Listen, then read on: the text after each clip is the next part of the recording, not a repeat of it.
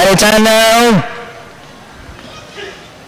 Horses out for a race color tribute to Rapid Race. We have Arranque. Pass the begin. Grace Park Boy. Moving up is Smoking Pinata.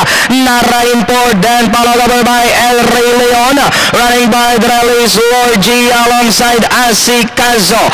Meanwhile, it's now Smoking Peanut in the early going.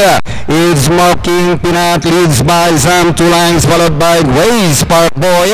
Then 2 lengths back Nara, then followed by Arranque. Next on line, headline chaser El Rey Leon, Asikazo, while Lord G is running in a tilt of the field as they enter the backstretch. And into the backstretch, they travel with Smoking Peanut. Moving a party outside now is Nara. The next on line, Grace Park Boy. Moving a party outside is entry number 3, headline chaser. Rushing a party outside is number 6, and this one is El Rey Leon. Nara! Now the leader by about 2 lengths, running in second is Smoking Peanut. Moving a party outside Lord G as they race for home. Nara by about 5 lengths, followed by headline chaser. Now burning the tracks. Nara this time starts to draw away and hitting the finish line.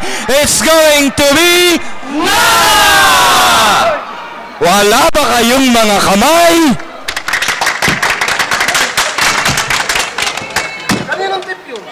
Okay, napakagaling ng ating mga race caller dito sa race number 9. Unofficial winner dito, numero 8, Nara. Okay. Ito talagang isa sa mga instant replay na kapanood talaga para marinig natin uli ang medley ng ating mga race caller. Panoorin natin ang Manila Horse